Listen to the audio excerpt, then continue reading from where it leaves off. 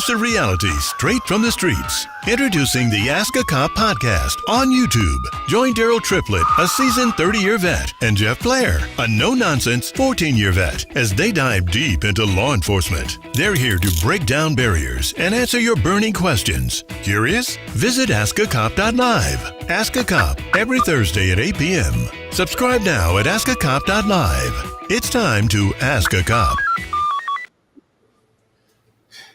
And ladies and gentlemen, we're back once again. Good help is so hard to find.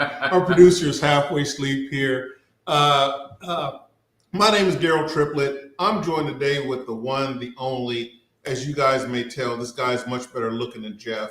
I'm blessed to have Steve Turner in the house. Ladies and gentlemen, give it up there for Steve Turner. Okay.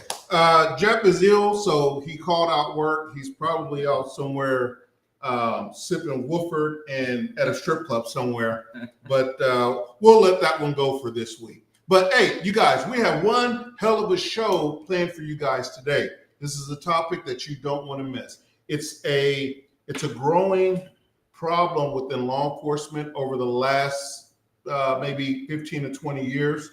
And it's something that's continuing to grow, and it's something that as law enforcement, we take very, very seriously.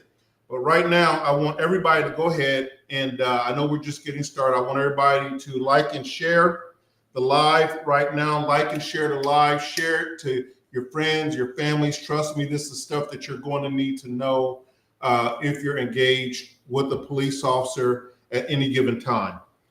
So trust me, you don't want to miss this show right here. We got a good one for you right here.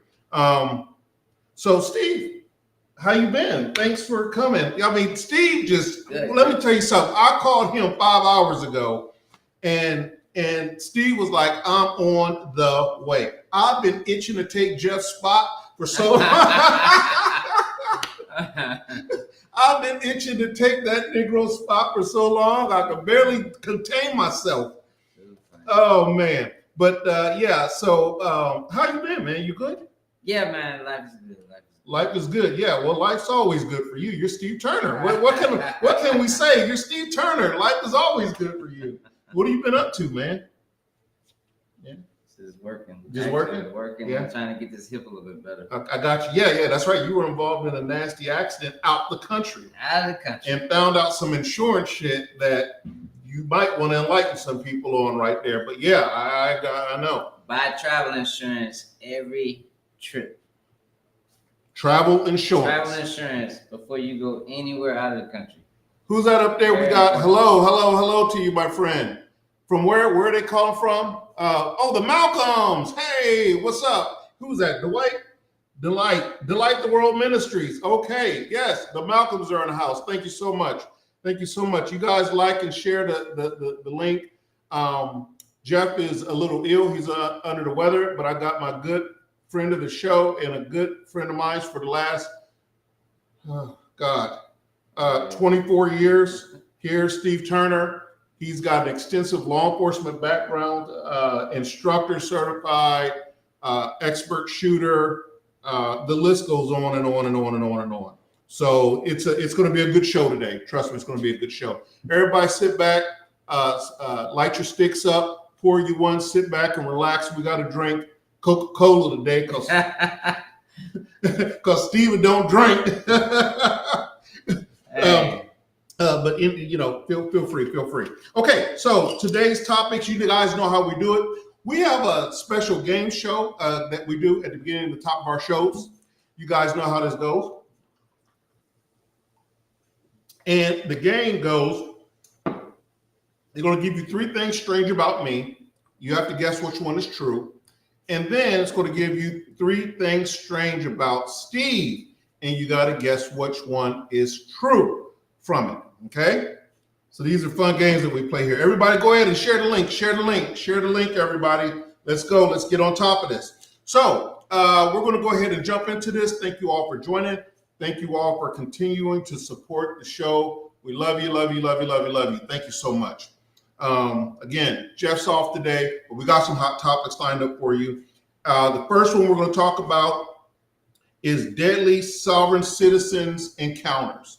That's something that is a trend that's growing stronger and stronger and stronger. We've seen it from the Waco, Texas, to everyday events that's happening in law enforcement, where you're pulling these sovereign citizens over, and from a civilian standpoint, what are your rights as a sovereign citizen?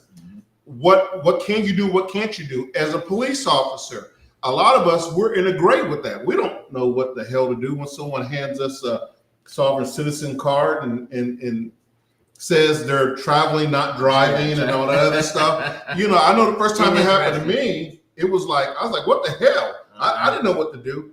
So, but anyway, first things first, we're going to get into our games. Everybody like and subscribe at askacop.live. Okay, so going to the next slide. Okay, so who's first? You are up first. All right, this is about Daryl. Which of these strange behaviors is true about this guy right here? Oh, God. A, Daryl once hosted a stand-up comedy show entirely in his underwear and a wardrobe malfunction happened. That's A. I am a comedian. B, Daryl has been married 3 times and was a Muslim for almost a year. Assalamu alaikum, brother. Alaikum salam. Salam. And C, Daryl is known for his ability to impersonate famous politicians from any era with surprising accuracy. Which one of these do you guys believe are the correct answer? A, wearing underwear at a comedy show. B, married 3 times and a Muslim. Or C, known for his ability to mimic politicians from any era. Oh, let's see. Those are good ones. I know the Malcolms are going to chime in on this one. Which one do y'all think it is? A, B, or C? A, B, or C? Nice to meet you too again. Thanks, buddy. Thanks. A, B, or C? Which one do you guys think it is? A, B, or C? Does he need to read it again? Give him one more go at it. Just read it one more time. Here it goes. Which of these strange behaviors do you think is true about Daryl? A, Daryl once hosted a stand-up comedy show entirely in his underwear and a wardrobe malfunction happened. B, Daryl has been married 3 times and was a Muslim for almost a year. And C, Daryl is known for his ability to impersonate famous politicians from any era with surprising accuracy. So which one do y'all think it is? Which one do you think? Well, hold on. I'm gonna give him a little bit more time here. Okay, Brandon's Mr. Malcolm says A. Mr. Malcolm says he thinks it's A. So what is A again? What was A? Oh, I did stand up in my undies and had a wardrobe malfunction.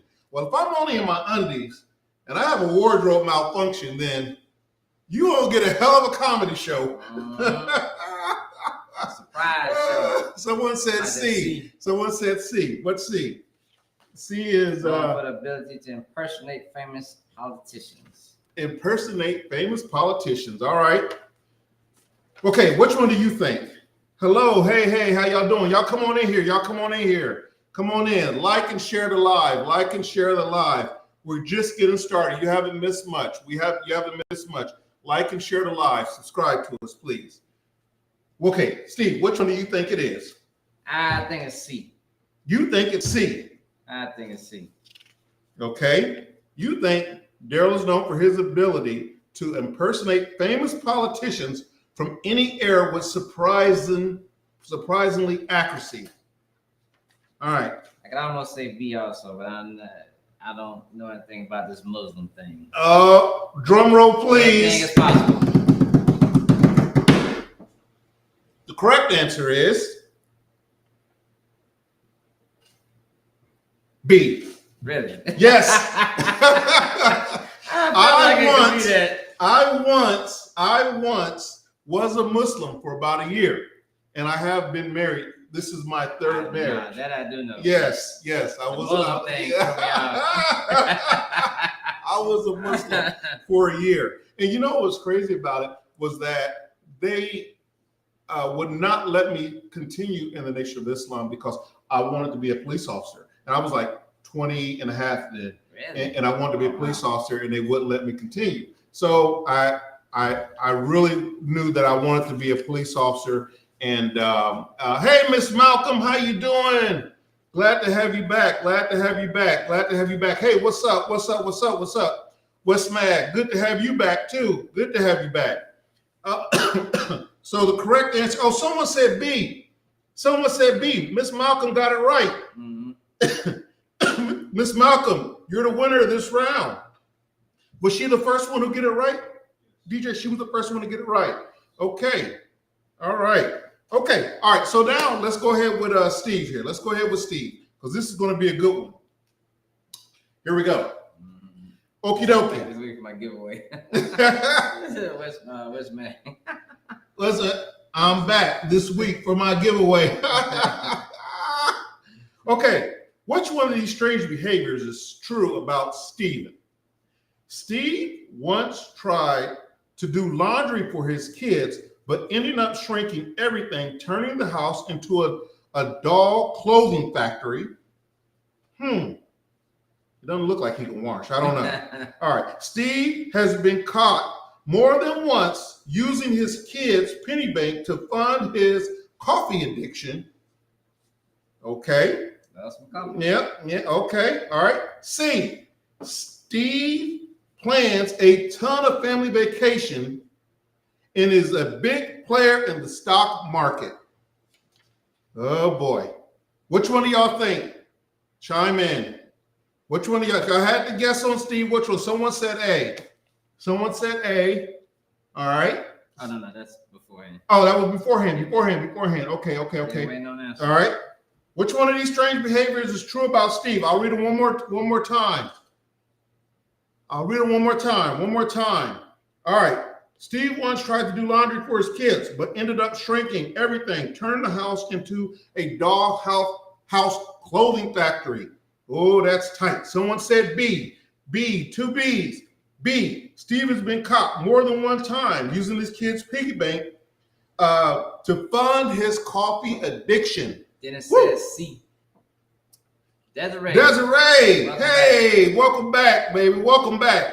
Desiree says C. Dennis says C. Malcolm says B. Malcolm says B. Mr. and Mrs. Malcolm says B. Or Steve plans a ton of family vacations and is a big player in the stock market. He does have a lot of money. What's considered? Oh, Desiree, C. Someone said C. Someone said B. Okay. All right. Which one do you think is true about Steve? Okay. Drum roll, please.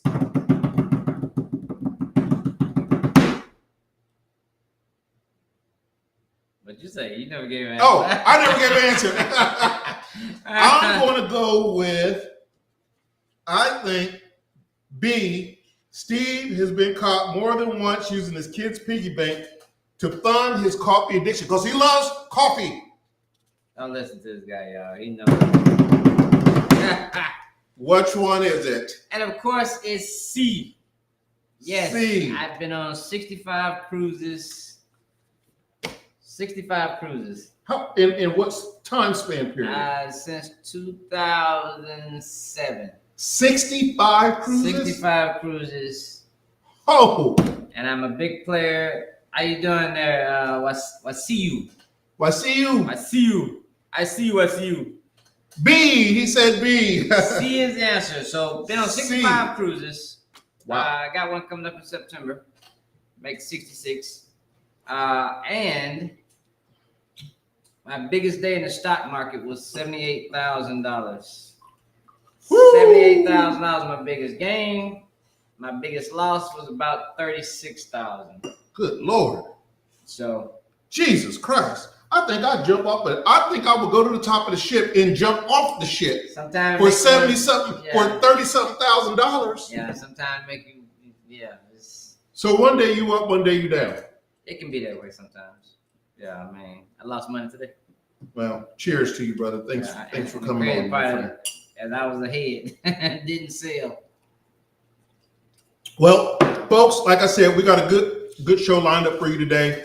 And again, real quick, let me see here. Okay, come on, everybody, like and share the views. Like and share the views. I want to get at least to get 1,000 people on. 1,000 people on from the commercial break. We gotta take a quick commercial break, real quick.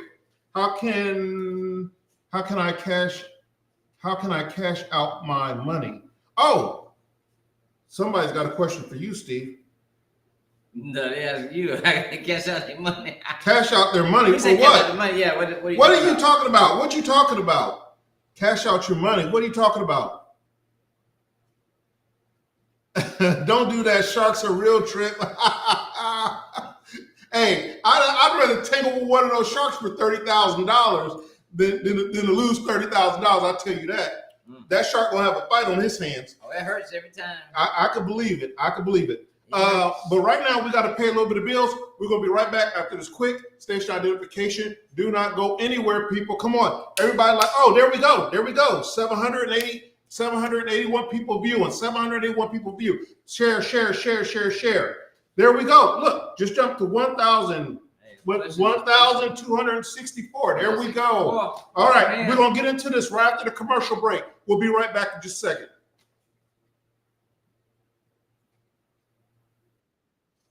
Experience and a perfected 100% American-made manufacturing process, Tallman Pools sets the standard for excellence in fiberglass pools, spas, and tanning ledges. That's right, our pools aren't just pools, they're works of art, meticulously crafted to bring beauty, relaxation, and endless enjoyment to your backyard. And when it comes to quality, Tallman Pools doesn't cut corners. Ready to take the plunge? Contact Tallman Pools today at 770-478-2257 or shoot us an email at contactus@tallmanpools.com. Visit us at 8993 Tara Boulevard, Jonesboro, Georgia 30236. Tallman Pools, where luxury meets craftsmanship. People, and we are back, and we have a call real quick. So hold on for 1 second. Ask a cop. You're on with Daryl and Steve. Go right ahead.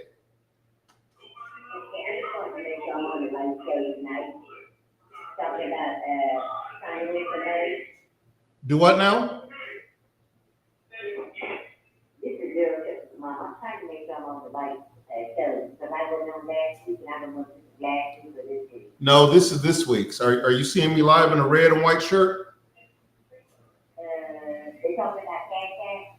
Yeah, someone said something about a Cash App. We don't know what that's about. Okay. Okay. All right. Bye. Mhm. They talked on the mic once. I need to ask. Yep. Okay. Bye-bye. Mhm. Bye-bye. Oh, they said they answered the question. Not that time. No, not that time. You didn't. Get out of here. You did not. Okay. All right. So, everybody, Tallman Pools, big sponsor of the show, right off Tara Boulevard. They do all types of stuff with your pools. They manufacture them from scratch. So if you need something done to your pool, whatever, big supporter of Ask a Cop right there. So what we're going to do, we're going to jump into this thing because we got a very detailed curriculum for you because this is a very hot topic. If you are a sovereign citizen, or know someone, hey, how you doing, that is a sovereign citizen, this is for you, all right? If you're a police officer, EMT, judge, attorney, anything like that, this is for you because this is becoming a growing problem right here. So first, what I want to do is, like we do in all of our lesson plans, I want to explain to you what a sovereign citizen is, and I really want to get into this here, okay? What is a sovereign citizen? So go ahead to the next slide, producer. Here we go. Well, man, Kate. A group of individuals who believe they are not bound by the laws of the land often find themselves in a tense standoff with the legal system. They claim that the government has no authority over them and that they are free to govern themselves. This belief system often leads to legal battles, as sovereign citizens refuse to comply with laws they deem unjust or unconstitutional. Sovereign citizens often employ unorthodox tactics when confronting the legal system. They might file frivolous lawsuits, claim sovereign immunity, or reject the authority of the court altogether. These tactics can be frustrating for judges and prosecutors, who view them as obstructionist and disrespectful. In response, courts often take a firm stance, imposing sanctions or even criminal charges on sovereign citizens who refuse to comply with court orders. One common tactic used by sovereign citizens is to challenge the jurisdiction of the court. They might claim that the court lacks the authority to hear their case, or that the judge is not a legitimate authority figure. This can lead to lengthy and complex legal battles, as sovereign citizens dig in their heels and refuse to back down. Courts, on the other hand, are often forced to take a patient and firm approach, educating sovereign citizens on the law and the consequences of noncompliance. Despite these challenges, sovereign citizens continue to push back against the legal system. They see themselves as heroes, fighting against a corrupt and oppressive government. Courts, on the other hand, view sovereign citizens as a threat to the rule of law Okay, and a stop danger it for to just a public second. safety. Yes, sir. One notable case is that of Terry Okay, they're talking about Terry Trussell. He was a nonviolent sovereign citizen. Oh boy, my bad. Okay, I'm sorry, guys. We're talking about Terry Trussell here. He was a nonviolent sovereign citizen who took on the legal system. The problem becomes, we're up to 6,825. Everybody like and share. Thank you so much. I love you guys. 6,825 streams right now. Thank you so much. He was one of the ones who decided to take it to court to fight it legally. What you're going to see as we move on, when you get sovereign citizens who refuse to get out of the car, who refuse to deal with the police, who refuse to give you ID when they're suspected of a crime, stuff like that, who refuse to acknowledge the judge and the laws of the United States, that's where it's going to become a problem. So right now, he's taking it the legal way, is what he's doing. Okay, go ahead, roll it real quick. Terry Trussell, a sovereign citizen who took on the legal system in a series of high-profile court battles. Trussell, who claimed to be a free man on the land, refused to recognize the authority of the court and filed a series of lawsuits against judges and prosecutors. His arguments were often convoluted and based on arcane legal theories, but he remained undeterred, convinced that he was fighting for his freedom. Trussell's cases ultimately ended in defeat, but they illustrate the lengths to which sovereign citizens will go to assert their beliefs. His arguments were often rejected by the courts, but he remained convinced that he was right, and that the legal system was corrupt and oppressive. This tension between sovereign citizens and the legal system is a recurring theme, as both sides dig in their heels and refuse to back down.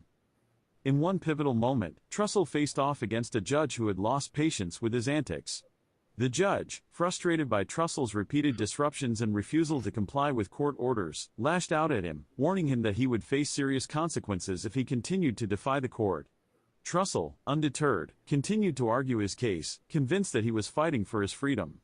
This confrontation illustrates the tension between sovereign citizen beliefs and legal realities, and highlights the challenges faced by courts in dealing with these cases. The legal battles waged by sovereign citizens are an ongoing struggle between individual beliefs and the rule of law. While sovereign citizens see themselves as heroes, fighting against an oppressive government, courts view them as a threat to public safety and the integrity of the legal system. As we navigate the complexities of this issue, it's clear that there are no easy answers, and that the struggle between sovereign citizens and the legal system will continue for years. Okay. All right, so there's a bit about sovereign citizens. Believe me, guys, on this show, we drink, we smoke sticks, we have fun, but also we disseminate information to you also. And we're going to do it correctly, because I don't want nobody saying, well, Daryl Triplett and Steve Turner said such and such and such and such, and I done went out there and got fucked up. That's what happened. That's exactly what will happen.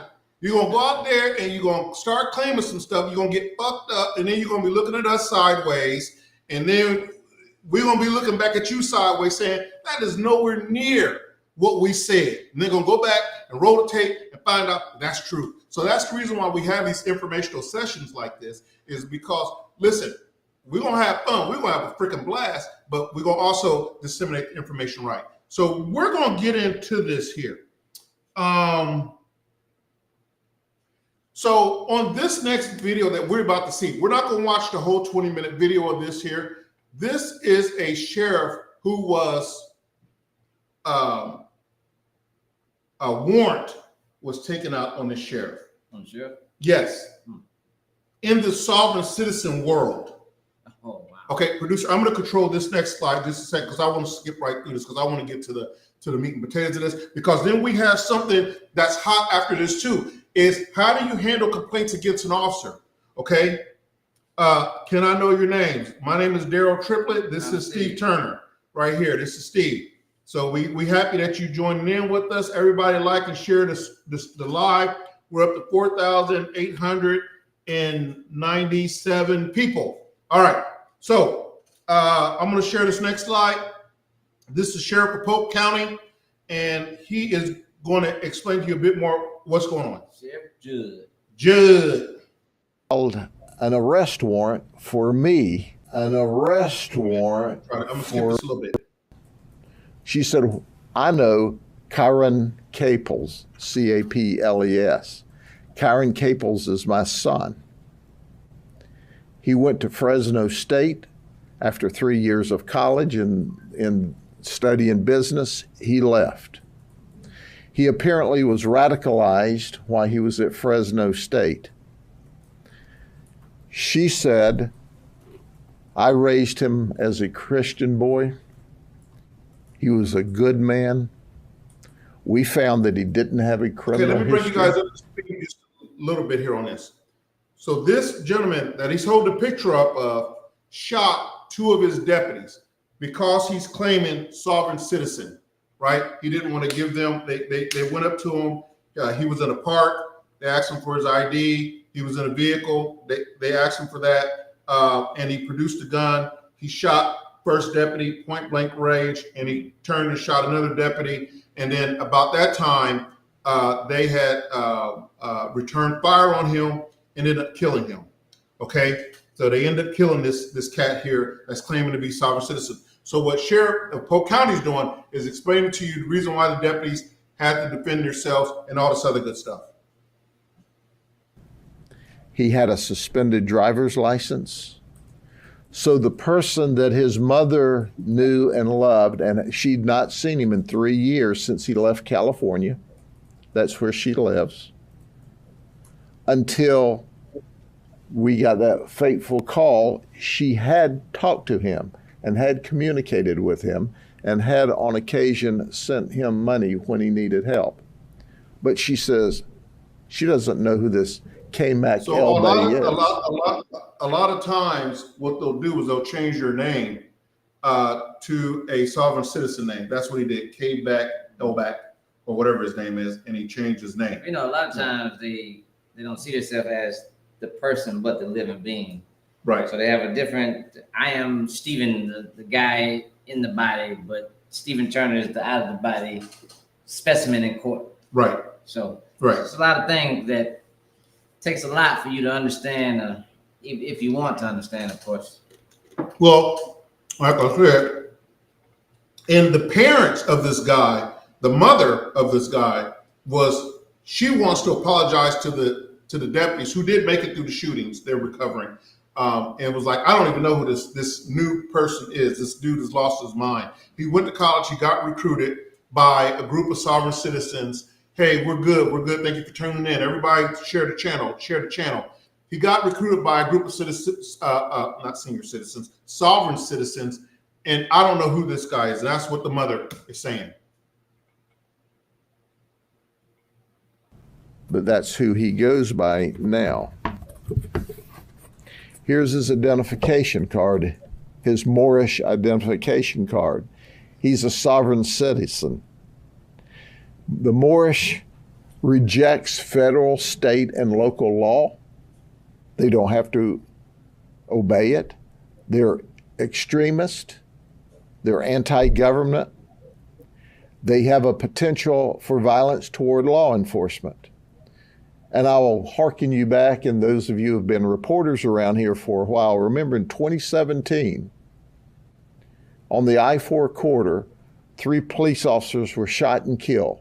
A sergeant with the Orlando Police Department, a sergeant with the Kissimmee Police Department, and on that same day, an officer with the Kissimmee Police Department. They were shot by two separate Moorish people, all in 2017. And now let's fast forward to 2024, and KMAC tried to murder two of my police officers. Tried, and that would have been the end of it. Probably not even a citation for being in the park after dark. He was not who we were looking for. We were looking for teenagers that were running through neighborhoods at night flipping door handles. So to give a little bit of context to what he's saying is that this dude was in the park after the park was closed. The deputies were looking for teenagers going around shaking door handles and running away and knocking on doors, running away and stuff like that. He wasn't even the guy they were looking for. They just noticed him sitting in the park after the park was closed. And that's how this all even started. That's crazy. Yeah. So a lot of times you're going to bring this on yourself. A target. He was not a problem until he made himself a problem. And I think that's what shocks his mother and quite frankly shocks all of us, because up to this point, we see no evidence that he was violent, but we saw lots of evidence that he was capable of being violent. And we also know that his radicalization has increased over the last 3 years based on his conduct, his ID card showing that he's a Moorish person. So why he decided to murder, we don't know, but we know that's not unusual when you look at the history just here on the I-4 corridor. And if you search up, you'll see that these folks that are Moorish and some of these other citizens, as they call themselves, have been violent toward law enforcement. Sure, if I knew, as you said, you don't want to publicize for sovereign citizens, but can you give us a better idea of how prevalent of an issue this is for your agency? Well, there are sovereign citizens in every county, in every state in this nation. Now, how many? We don't know. We run into them periodically, and usually it's on a traffic stop because they don't have a tag on their car. So you stop them to say, where's the tag on your car? They roll the window down about this far. And we say, wait, may we see your driver's license? I'm not showing you anything. And then they give you a quote like, I am not subservient to the laws of the United States or the state of Florida. You have no right to stop me and interfere with me. I'm a free man or a free woman. And they go into all this nonsense. And now, Lucy's absolutely right. Mm-hmm. She said these people are so dangerous. Now, listen, let me tell you something. They can be dangerous. I'm not going to say that all sovereign citizens are dangerous. I'm not going to say that. But from what we see, when it goes left to center, it goes left to center. Yeah, always. And it's usually when it doesn't, it's because the officer is a little bit more calm and collected. Usually when things go out the window, it's an officer that really doesn't have time for the nonsense. One that's quickly to react and say, hey, listen, you're violating laws of my land that I understand, you're going to jail. Right. So. Right. And that's where it gets out of control real quick, real quick. So you got to understand, if you're a sovereign citizen or not, once you come to the United States or you're born here in the United States, you have to follow our laws. You can't just make this shit up as you go. If we could make it up as we go, then one day I think I just may want to go rob banks. Mm-hmm. One day I think I don't want to rob banks no more. I think I want to just anything. But the part I think is funny, man, is like you also have these people, and don't get me wrong, they could be 100% accurate, right? Talk about the IRS and how the IRS code is not supposed to charge us taxes. But guess what? Every person that hasn't paid their taxes have gone to jail. So That's right. I'm not willing to try to not pay my taxes because I want to beat the law. Right. So you could be that person. Somebody else could be that person, but I'm not going to be that person because I've seen way too many people go to jail and get convicted. It seems like when it gets down to the court time and time to go to jail, they're sitting in jail. Right. Nobody's saving them. The law is not even saving them. So, these sovereign citizens may have something, but personally, I haven't seen any of them get off. So no, they don't get off because it's really simple. Is that the laws of our land, like in the state of Georgia, is written out very, very clearly what you can, what you can't do, whether it comes to use of force, whether it comes to driving on the road, whether it comes to having insurance, whether it comes to having a vehicle registration, a tag, or whatever. It's in the law, written out very crystal clear. Thou shalt do this. If you don't, thou will succumb to this and pay this, or blah, blah, blah, blah, blah, or sit your ass in jail for this, that, or the other. So you don't get to say, because all of a sudden you're claimed to be sovereign citizen when you was just Tyrone Jenkins last week. Now you're a sovereign citizen, and now all of a sudden none of these laws apply to me. I think it's becoming TikTok cool, and that's why they do it. It's kind of like the little youngins that were stealing the Kias or trying to steal the Kias because they watched it on TikTok but didn't know how to figure it out. Do what now? Tearing up people's cars. They were trying to do what? Taking the steering columns off the Kias. Oh, the Kias, yeah. Learning on TikTok. Yeah. It's like, these guys just want to do what they see, but they don't fully understand what they're doing, only to get themselves hemmed up and put in jail. That's right. Don't be those people. No. Lucy said, sovereign citizens or more, which ones are worse? Her last comment. Lucy said, sovereign citizens or Moors, which ones are worse? Well, do you know a lot about the Moors? I think they're somewhat the same. I just think one has basically created documents and created things to make them seem like legitimate. Yeah, more legitimate than what a person just, because most people don't want to call themselves a sovereign citizen, right? They much rather call themselves something else, like a Moor, right? Mm-hmm. So I think people put together like Moors ID cards and things of that nature just to show that this is what I am versus what you want to call me, which is the sovereign citizen. Of course, most police officers are going to say sovereign citizen. This person's going to say, well, I'm not a sovereign citizen, I'm a Moor. Right. So I think it's one and the same. I don't think there's any truly different. Any difference. Pull up Vanessa's, because she just helped us answer that also. So Vanessa says sovereign citizens and the Moors have similar ideologies, which I sort of thought that. Correct. Right.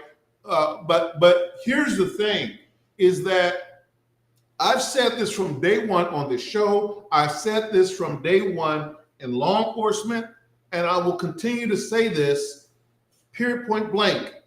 Either you want law and order or you don't. That's it. Yeah. Either you want law and order or you don't. Because if you want law and order, what did Lucy say? Pull that up also. Read that to me, producer. What did that say? But Safe Light Window Repair Company loves sovereign citizens. That's because we're always busting the windows out. I'll tell you, listen, let me tell you something. My people on here, they love us. They love us on here, man. They come, they always Joshua with us, man. You are funny as hell, Lucy. You're right. Safe Light Repair, right. Safe Light Replay. Business. But let me tell you this. You either want law and order or you don't. If you don't want law and order, then get ready to be sleeping with a gun under your pillow and all that other good stuff, because people just be breaking in your house, raping your wives, taking your kids, robbing banks, all this other stuff, right? If you want law and order, you got to know that we got to follow by the law and order. Nobody's above the law. Not police officers, not judges, not prosecutors, attorneys, none of it. pastors, no one's above the law. We've got to start looking at things fair and equal to everybody. Now, I believe your beliefs. If a man can believe that he's a woman, okay, yes, we going there. Right. Gotta preach it. Okay, yes, we going there.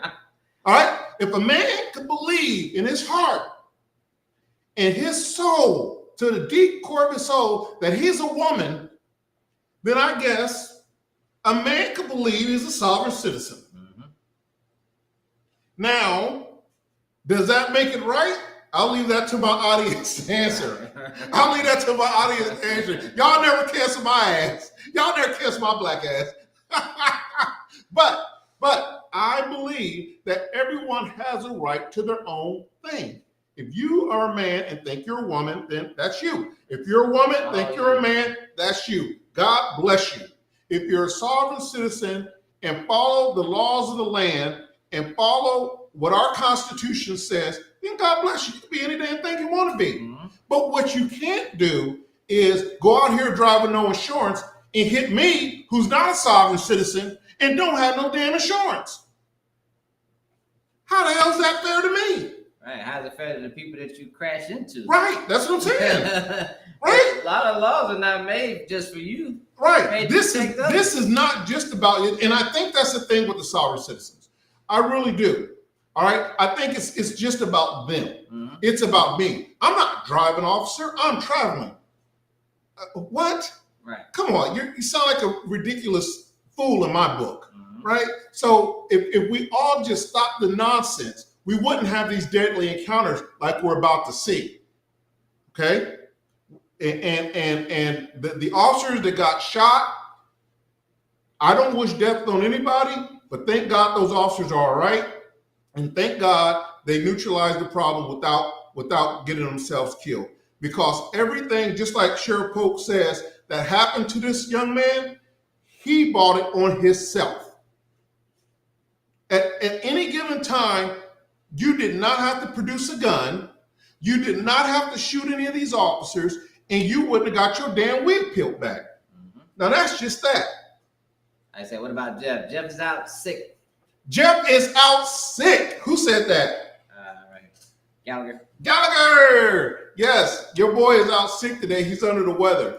Like I said, he's probably laying on the beach right now, drinking some Wooford and smoking a stick and probably be just sick. But yeah, he's out sick. And he sends his love to everybody. He misses you guys. He wanted to be here. But, he'll be back next week. So he's out playing hooky somewhere. Okay, so now Pope finishes discussing this. And he says this guy got basically what he deserved. Mm-hmm. And he said the mother was really nice. Sovereign citizens, pull up Lucy one more again. What does Lucy say? What does that say? Sovereign citizens is just a group of people who just don't want to pay for anything. And it's so not working out for them. That is very true. That is true. Because think about it. You don't want to pay for your tax. You don't want to pay your Avalon tax. You don't want to pay your insurance. You don't want to pay your driver's license. You don't want to pay any court costs or anything like that. You don't want to pay your fine. You don't want to do anything. So, Lucy, I feel you on that.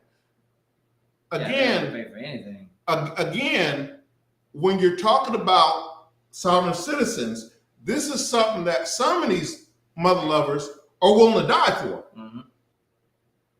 And now, one thing that I understand, that I've understood from a lot of these situations and videos, is that most of the time we see an officer letting them go, it's not in the favor of the guy saying he's sovereign citizen. It's in the favor of an officer who just didn't want to deal with the nonsense. Let somebody else deal with it. Now, can that also be pretty dangerous? Absolutely. You just let this guy go that you knew didn't have insurance, you don't have a license, and you marked yourself as being out with this person and stopping this person. So technically, officers sometimes, man, they just get so frustrated that it's something that could technically get them in trouble if that guy was to go up the street and hit somebody. But it's such a frustrating situation where they don't want to be involved in lawsuits or being tied up legally, right, any of this stuff. So they end up just ignoring these guys and letting them go. And they think that they've won something when the officers let them go. But what they don't understand is they did you a favor. Like they let you go to do you a favor, not because you were saying the right things to them. Right. And it's just so crazy, man. Right. And that's a good point. A lot of officers are like, we're getting so many questions popped up. But a lot of officers are like, listen, I've got personal problems of my own. Now that doesn't excuse him for not doing his job. Because in this job, I think everybody knows you're sort of damned if you do, you're damned if you don't. Right. All right. I like these guys. Thank you. We like you too. You're damned if you do, you're damned if you do. If you give a guy a break, he goes around the corner and hits a family of 5 coming home from Sunday morning church head on, you're it. Mm-hmm. If you end up shooting and having to kill this guy, then tag you're it. I like what Miss Malcolm just said. Pull Miss Malcolm up. I want to comment on that one. What is that? Can we see it? Okay, let's see it. Okay, what does it say? Yeah, they don't want to show their receipts at Walmart, those sovereign citizens. All right, hold your horses now. I'm no sovereign citizen now. I will not show you my darn receipt at Walmart. I'm one of them guys. Why? Let me tell you why. Because if my stuff is bagged, it's just like me going to the counter and standing up to pay for my food. I'm not giving you a tip. If I walk out this door with my stuff in the bags, I'm not showing you my darn receipt. Why not? Because it's bagged. I don't have to. Okay, so what happens if you stole it and you just went and got a bag? So you're saying that we just let everybody go? Nope, not saying that. If you got somebody with a big old TV and it's out of the bag, you got somebody with a whole bunch of stuff that's not bagged, I'm like, hey, ask them for the receipt. Yeah, let's say we don't see Jeff. Yeah. He's much better looking than Jeff. Jeff is. He's coming Jeff back. is I'm sick. sorry, guys. I'm sorry. They're going in on you. I knew this was going to happen. I knew this was going to happen. Jeff's got some fans out there. So listen, I believe this here. I believe that, I don't know where I remember this from. I remember someone telling me you could drive a car with your feet. That don't make it a good idea, right? And I'm saying this here. If I'm in Walmart, which I go to, and if they ask me for a receipt, I am happy. It takes 2 seconds. Go, here you go. 9 out of 10 times, they're not even really looking at the receipt. They just want to know. But Mr. Difficult over here, he just wants a challenge. I've gotten better. I feel like if you treat me good at the door, I'm going to treat you good. God almighty. I had one guy, he was like, show me your receipt. I said, I'm not showing you nothing. If you're going to demand that I do it, you ain't getting nothing. But there's a way that we do it. Yeah. There's a way that It's you can do it. Just like with officers, there's a way when you walk up to a car, you don't just go, hey, boy, I pulled, give me your driver's license and registration, boy. You see what I'm saying? There's a way that you talk to people. I've had it happen. And that's right. Absolutely. And then and to reciprocate that back to you, that driver should not be like, what the fuck you stopped me for? you know what I'm saying? I'm a motherfucking sovereign citizen. Right. I'm a motherfucking sovereign citizen. Yeah. So I will tell you this here: respect goes both ways equally. All right, Lucy, we see you in there getting hot over there. Lucy, what she say? What she say? I'll frisk you.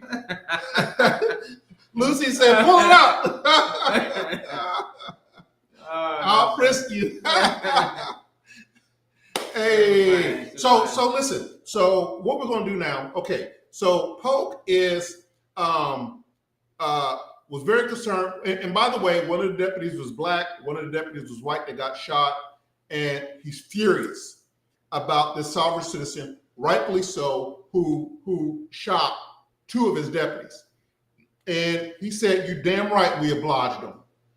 Now he's got a very nice mother, and his mother's very nice, and we love his mother. But doggone it, you shoot my deputies, we're gonna have a problem. And he's the worst sheriff you can come up against. I know. Against his people. Yep. Because he's gonna tell you like it is. He's gonna tell you like it is, and he's gonna lay out the facts for you. Okay. Absolutely. All right. Go. Let's see. What's our next slide there? Let's go ahead and take one more other quick station identification. Right now, people, we're at 6,569 streams. Share it. Share those streams, people. Like and subscribe to the channel. You just go to Ask a Cop on YouTube. Subscribe to the channel. That way, thank you. We're gonna keep it up if they don't cancel our asses. If they don't cancel us, we're gonna keep it up. But right now, we got to pay a little bit of bills here. We got to take a quick station identification. We're going to be right back in 30 seconds.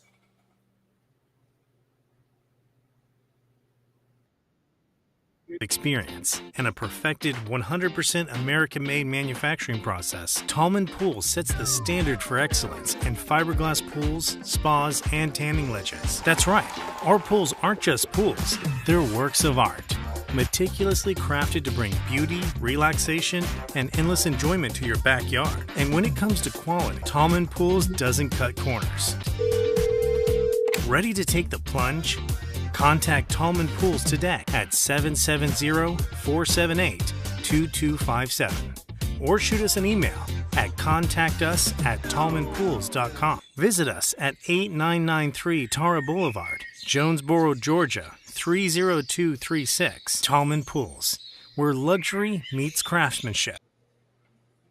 Okay, people, we are back. Give them that link there. We are back live. We are talking about sovereign citizens. Then after this, we're going to get into handling complaints against officers. A lot of us have complaints against officers, rightfully so. We're going to get into that, how you do it without getting in trouble. But right now, as far as the sovereign citizens go, okay, let's go ahead and hit our next slide up real quick, guys. We got to get through this. We're going to go through this rather quickly, so we're going to get through this. Okay, all right, I'll take the first one here. Daily sovereign citizens, interactions, and handling complaints against police officers. Go to the next slide. Okay, understanding and responding to sovereign citizens and the challenges, tactical responses, and the legal considerations. Go to the next slide. Okay, you want to take this or you want me to take it? I got it. So, understanding sovereign citizens, explore the origins, belief, and motivations of the sovereign citizen movement. And it says the origin comes out of 1970s, rooted in an anti-government ideology, right? We already know that they are against anything that involves government. Their beliefs rejects government authority, particularly in legal and financial matters. Obviously, they want to give up their money, and they don't care to understand or hear out your legal beliefs or what the law says as written. That's what Lucy just said. They don't want to pay anything. They don't care to hear it. They want to show it as they have read it and understood it, right? Motivations, it says, driven by a desire for personal sovereignty, often fueled by conspiracy theories. And this is where, like I said earlier about TikTok, people are just watching TikTok videos and they run with it. I don't have to roll my window down. I don't have to step out the car. Don't do that. Don't get yourself in that trouble. That's right. The Supreme Court has ruled several times. Yep. Don't do that. We have given classes on that also for our followers who followed us for these segments and stuff like that. You know what you can and what you can't do. That's part of the thing. Can an officer legally actually step out of a car? Does he have a legal right to pull you over? Okay, go ahead.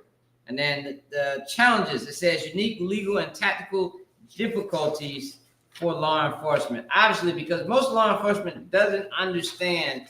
It's kind of like a deer in headlights. They're like, what in the world did I just encounter? Like, how did I get to this point where this guy is showing me some papers that I've never seen in my life? I didn't learn it at the police academy. I never heard of it from my FTO. Right. How did I get here? And so it's one of the things where they don't understand. All right. Number 2, tactical response to sovereign citizens. Now, these are for my officers, security officers, police officers, sheriff, deputy, stuff like that. Because like what Steve said, a lot of times we have never even encountered a sovereign citizen, let alone know how to handle one. Right. You know, we're just making it through our shifts, truth be told, without getting written up. All right, best practices for safely managing encounters.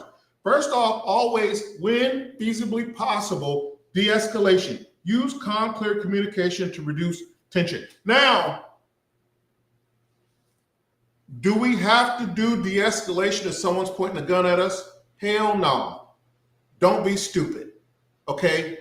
So I hear all these people say when there's an officer-involved shooting, and they say, well, the officer Yeah, he had a gun, but the officer didn't even use no de-escalation tactics. Well, I don't have to use any de-escalation tactics. I'm not going to sit there and get my ass shot off trying to use some de-escalation tactics. Okay?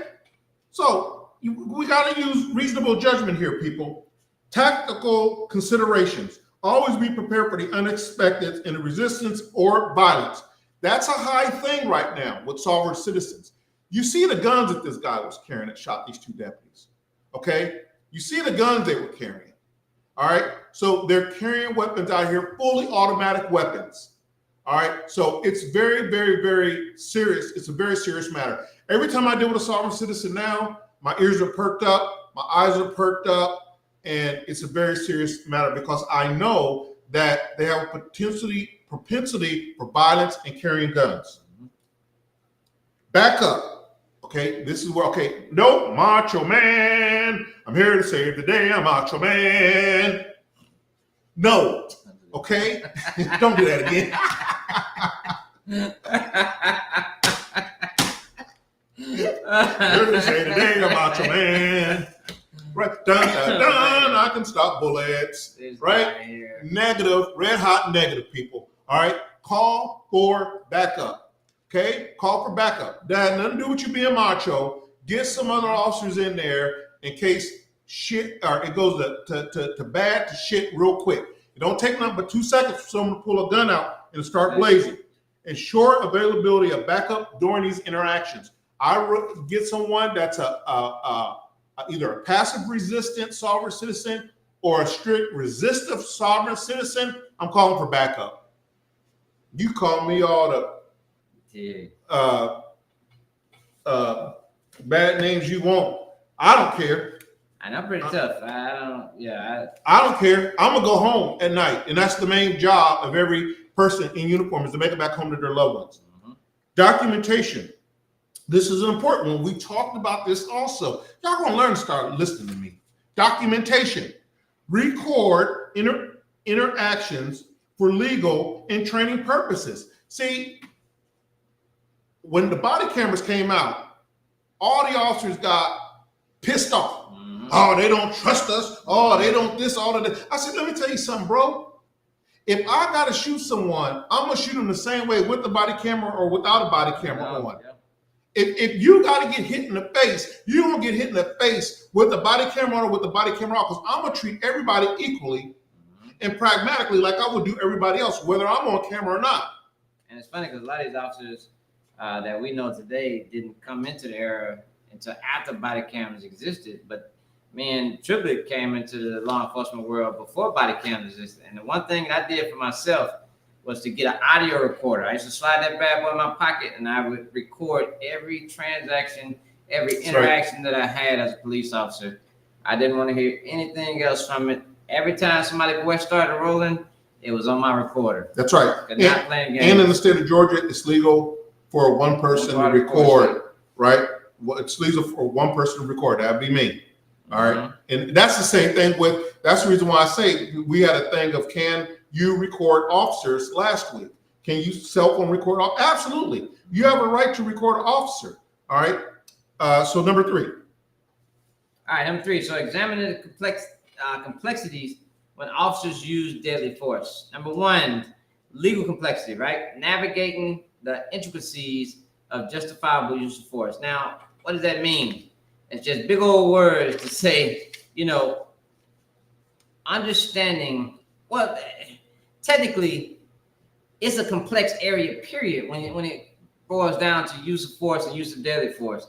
But you need to understand that dealing with these sovereign citizens and dealing with what led up to this, use of deadly force, which I think you said you're going to show that video of the white van, or you may not have time. I don't know. We'll see. But it was something that you guys would have saw earlier that was flashing across the screen when they were talking about sovereign citizens, where a father and son jumps out the car and shoots and kills 3 officers. That's what the sheriff was talking about. Mm-hmm. And, no one could have known or imagined that that's what them guys had planned.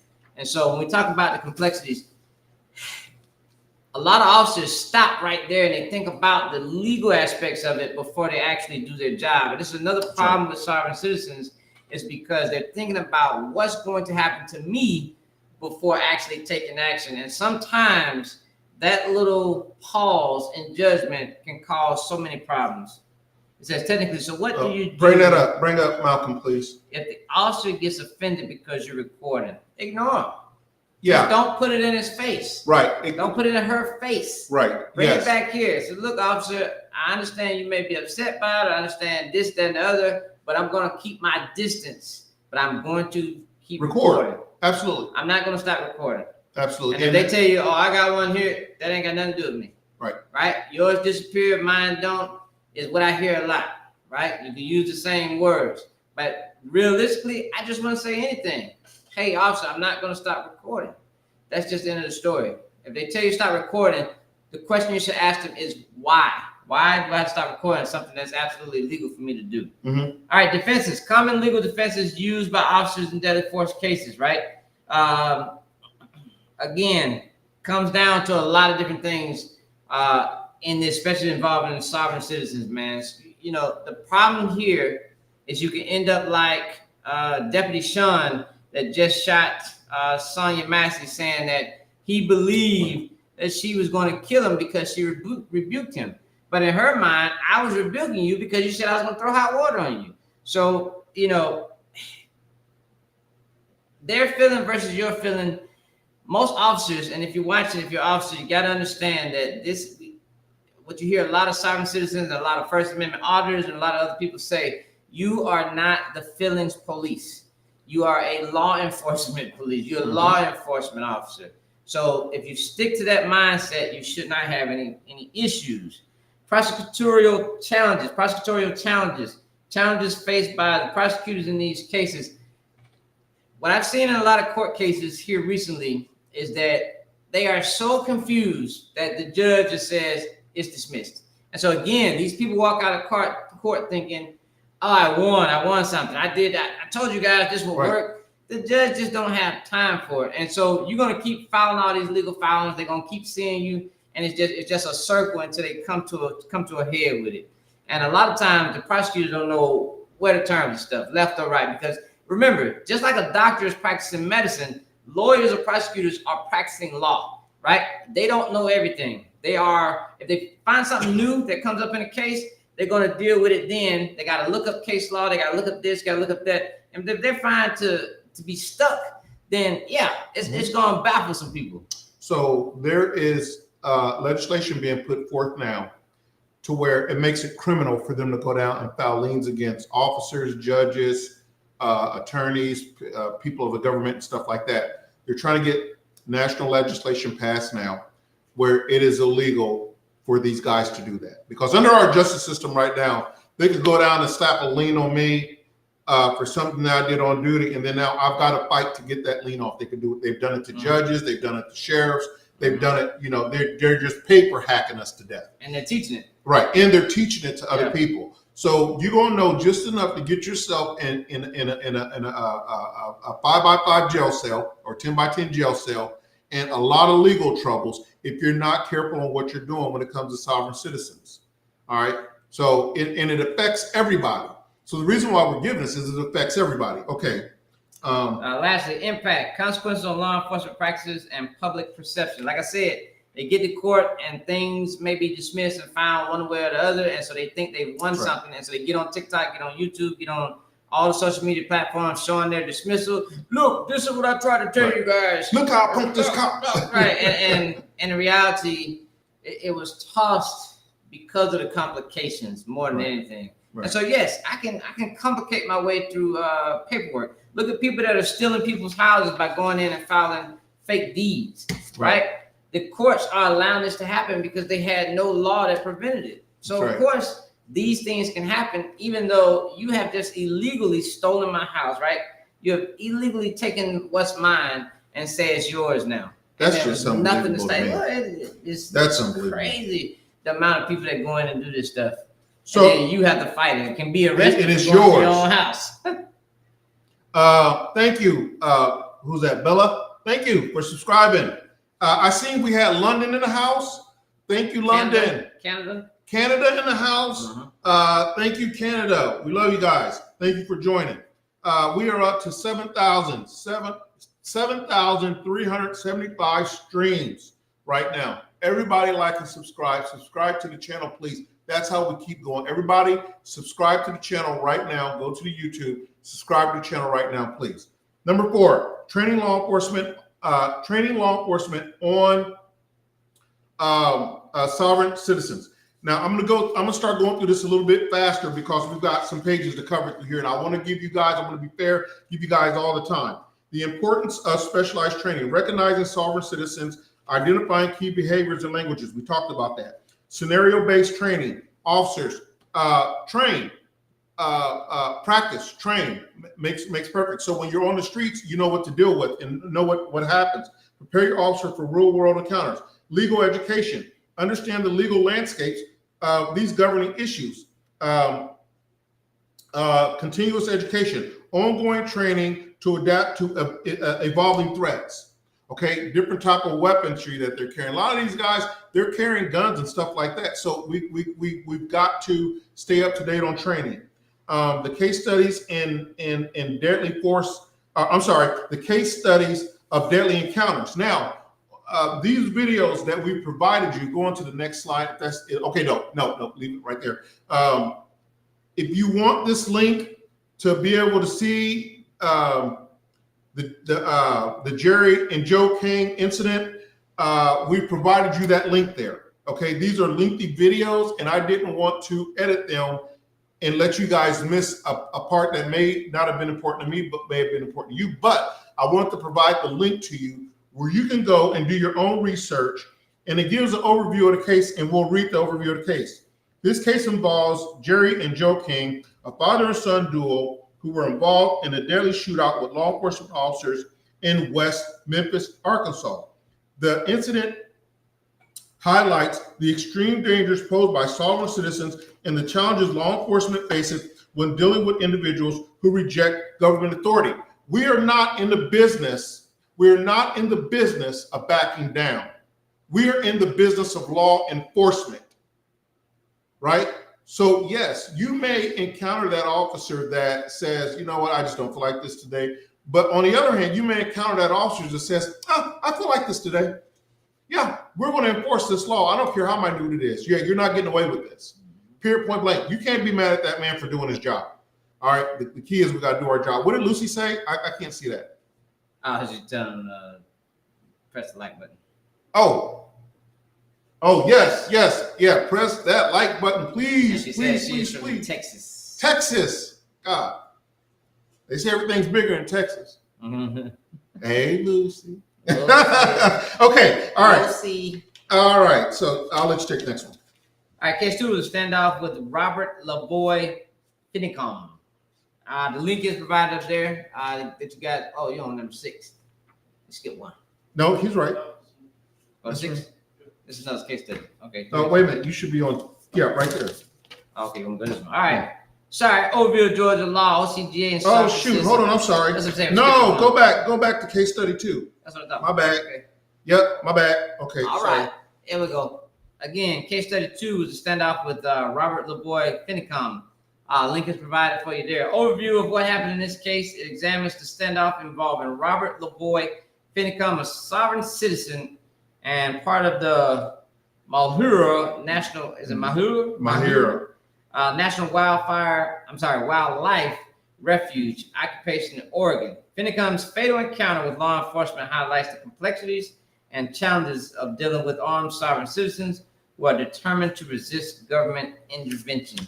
So I'm pretty sure that was a pretty wild one. Yeah, it was a wild one. Yeah. I can tell you another case that everybody's familiar with was Waco. Yeah, Waco, Texas. Waco, Texas. That was sovereign citizens right there. Yep. Okay. Big old coat. Yep. Okay, number 6. Let's get into understanding the relevance of the laws in Georgia. Deadly force, OCGA 16321, justification for the use of force in defense of self or others. Law enforcement, OCGA 174-20, use of deadly force by law enforcement officers. One's for civilians in general practice, other ones for cops. Sovereign citizens, no specific laws, but related cases often resisting arrest, false claims, etc. We're going to get into false claims in the next couple of slides here. Legal strategies, how officers can navigate legal challenges posed by sovereign citizens. Okay, next is... It's just one sentence. All right, let's talk about understanding your rights and the process. Move on. On the complaints against the... Yep. Against police officer. Yeah, now this is a good one, guys. This is a good one. I want everybody to listen up for this. Like and subscribe.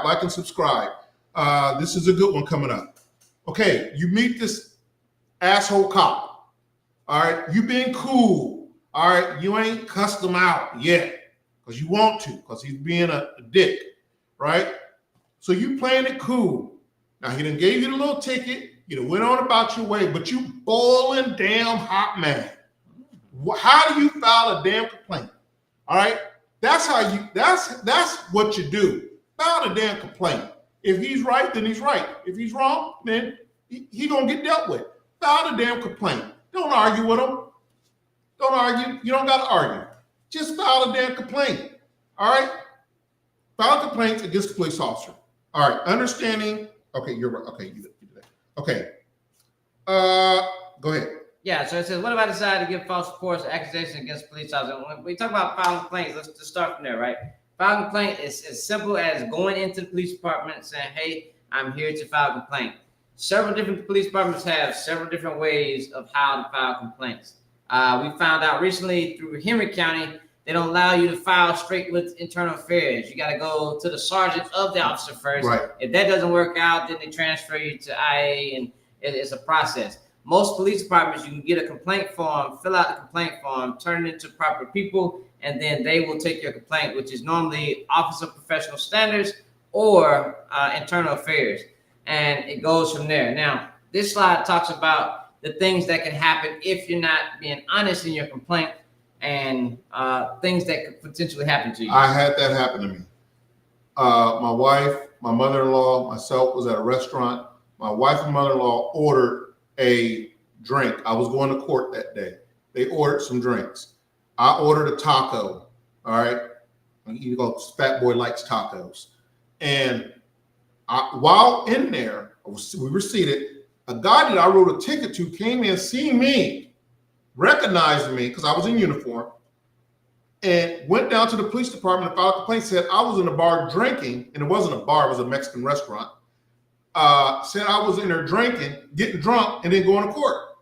So he went out to Internal Affairs, and Internal Affairs called me in. They put me on a breathalyzer thing and stuff like that.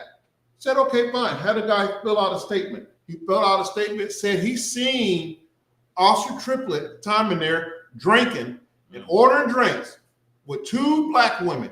He's seen it with his own eyes. He's seen me drinking. I said, oh, really? And Internal Affairs was like, is that the story? Yes, sir. Y'all just taking up for him. Y'all just blocking like y'all always do for him, for the police.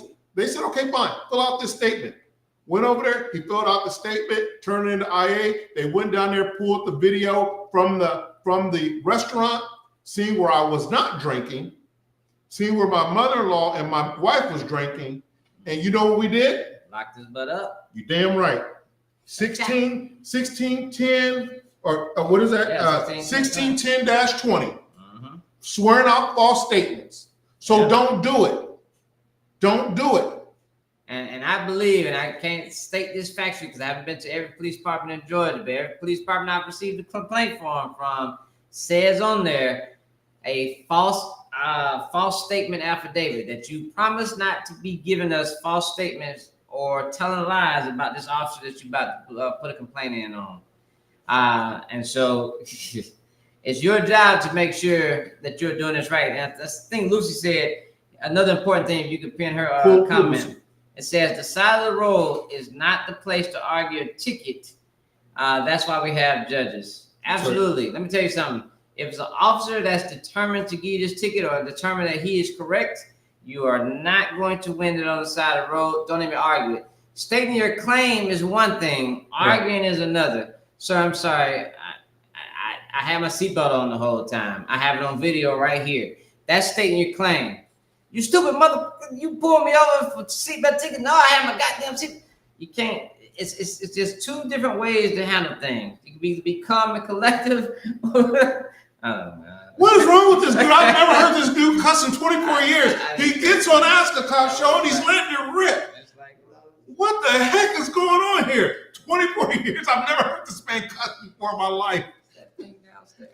Oh, God. Jesus. Okay. She's driving you crazy. Driving me crazy. Okay. 16, 10, 20. Don't lie. All right, people, listen. If the officer's wrong, then state the truth. But be understanding. If you lie, there's consequences for it. It means a trip to jail. All right. Okay, go ahead. Yeah, 16, 10, 25, giving false name, address, and birth date to law enforcement. This doesn't technically apply to a complaint. It applies when we're talking about situations like you are under arrest or detained for a legal purpose, right? Those things would apply. Most time for a complaint, unless they have come and found it that you have given just a totally false complaint, they will use this against you. False name, false this, false that, right? So just understand 16-10-25 reads that the statute makes it a misdemeanor to give false name, address, and date of birth to a law enforcement officer with the intent to mislead the officer while they're performing their official duties. So again, if you're gonna go in and complain on the officer and then you know your statement was wrong and you know the information that you're giving is wrong, you could be tapped on both ends. Have your shit together. That's it. All right, have your shit together. Okay, essential steps in filing a complaint against an officer. Okay, gather evidence, collect any relevant documents, photos, videos. We got something we got to bring up? She's asking about the First Amendment auditors. Lucy, bring up Lucy. What does that say? So have y'all had those don't call them jerks, First Amendment auditors, notorious for filing false complaints? Yes, and I'm going to call him a jerk. I'm sorry. I'm with Lucy. I'm going to call him a jerk. Because, we've dealt with that in my career. And the best thing that I do, Lucy, is I follow the law and give them what the law requires us to give them. Open Freedom of Information Act, Open Information Act. I direct them to our public relations officers, and they're happy to give you anything that you want within the law. If they're standing on government property, then that's exactly what that is. You know, they could be, a lot of times they'll go outside of a government building and just start filming the building and waiting on the police to be called, right? They're just trying to egg you on, okay? And a lot of cops will go out there and beat their chest and you can't be filming our building. Well, first off, it's not your building, it's taxpayers' building, and I'm on public property and I can film if I want to. So I don't even subject myself to that. When they're filming, you know what I do? I act like I don't even see the camera. Because that's all they want is a reaction from you. And when you don't give them a reaction, guess what? They don't have a leg to stand on. Well, I'm filming your patrol cars. Okay. First off, they're not my patrol cars. Right. I detach my personal self from it. Right. These patrol cars belong to the city. Belongs to you, the city, right. And the county. So if you want to film them, knock yourself out. Now, there may be, as long as they are not trespassing in any way. So a lot of times where our patrol cars are parked, it's a restricted area. Now, you can't go beyond the gate and start filming and all that other stuff because that part is not public property. But you can stand out on a public sidewalk all you want and film your little heart out. You can come inside the courthouse and film your little heart out. There's nothing illegal about it. It may make us feel wildly uncomfortable, but there's nothing illegal about it. Okay. Identify the appropriate agency. That's important. So you may have agencies that are right beside each other. You may have like Atlanta PD, and then you may have Fulton County Sheriff's Office or whatever, right?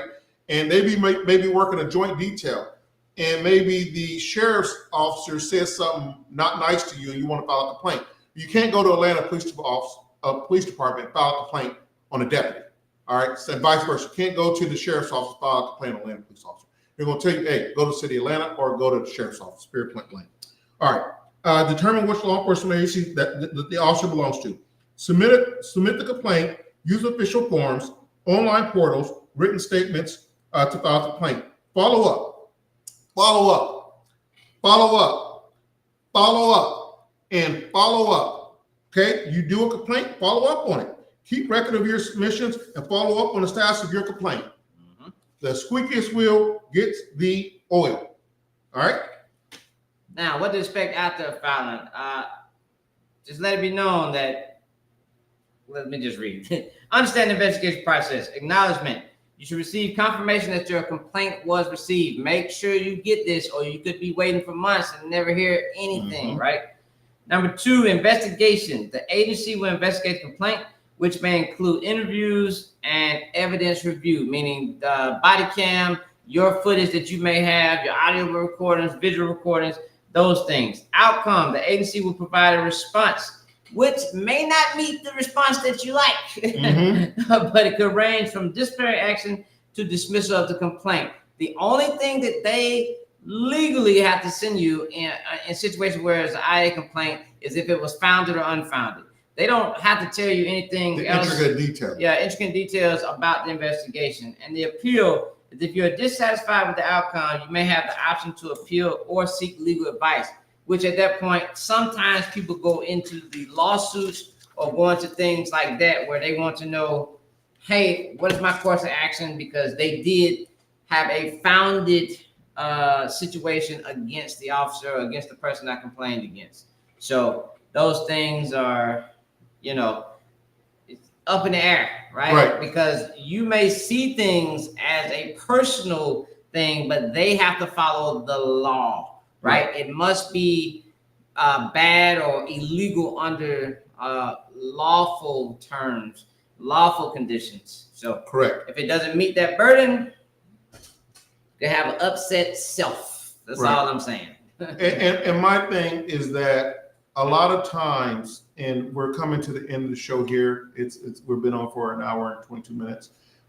Thank you guys for watching. It's a pleasure, and it's very humbling. I know you guys think that we're doing a lot for you, but you're doing a lot for us also. Thank you, Joseph. And thank you everybody who's tuned in, all 5,949 of you people. All right.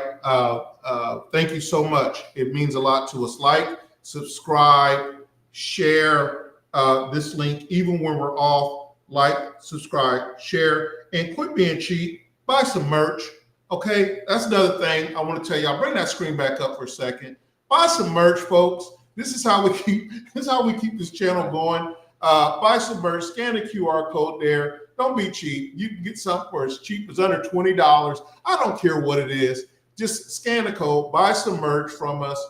We're here to inform you guys. We put these programs together for you guys because we genuinely care about the community. We want to come together. We don't want to stay divided. Cops on this side, civilians on this side. We want to come together, and we want to bridge the gap between the cops and the community. So when we're putting on these things, believe me, it costs time, it costs money to put all this stuff together, and we love you guys more importantly. We love the community more importantly. So again, please like, subscribe, and share this video. But once again, as much as I hate to go, it's that time. I hope that what we are doing is making a difference. We've tried the protesting, we've tried the rioting, we've tried the fuck the police, we've tried this, we've tried that. Why don't we just simply try educating? And that's what we came up with. We said, why don't we try educating? And yeah, we're rounding up. We've been on for about an hour in some change here. And we usually do about an hour, 30 minutes or so. And that's what we're coming up about here. But we're about education, and we're about communication. Thank you. Someone just scanned the code. Thank you so much. Whoever just scanned the code, thank you. Thank you. Buy some merch from us. We got a variety of stuff there. We're about educating the community. And one of the things that we said, listen, we don't want to see another person illegally shot, killed by the police. We don't want to see another police officer shot and killed by some idiot out there, right? So we decided to, guess what? Why don't we form a platform that we could communicate with our citizens and communicate with the people of the world, and maybe, just maybe, we'll have a dialogue and understanding. And when you run into a cop, you'll go, well, maybe that Officer Triplett and Officer Steve Turner is not such a bad guy, and give this guy the benefit of the doubt. And who knows, he may not be a bad guy, or he may be a prick. Either one. But guess what? You now know. Thank you for scanning again. Thank you so much for scanning again. You know now how to handle it. If this guy's a prick, then you don't get smart with him. You just simply file a complaint and go through the legal process of it. Because cops are human too. And civilians are human too, cops. We're going to have good days and bad days, right? So this is what we do, folks. So please support the channel. Please keep us going. Tell your friends about us. Next Thursday at 8 o'clock, boy, we're going to have a surprise guest for you. I can't even tell you. But this dude is very, very well known. And he is on the legal side. I will tell you this, it's not a celebrity or rapper or nothing like that. But when you want to talk about someone who knows their stuff, this guy knows his stuff. One of the top people around, trust me. He's the go-to guy. But next Thursday at 8 o'clock, he will be joining us here at Ask a Cop. Again, my name is Daryl Triplett. This is Steve Turner. Steve, would you like to give out any contact information, how they can contact you or anything like that? I don't really have any, but it's all right. Info at askacop.live if you need to get a hold of Steve. There you go. If you need to get a hold of Daryl Triplett, it's Daryl, Daryll, at askacop.live. I'll put that up for you real quick here. And we're almost out of time here. The producer decide moves. And there we go. There's Jeff's email address up there, Jeff at askacop.live. And then you got Daryl's email at Daryl at askacop.live. Like, subscribe, share. All right, people. Again, my name is Daryl Triplett. This is Steve Turner, and we are out. Thank you so much for tuning in. Peace.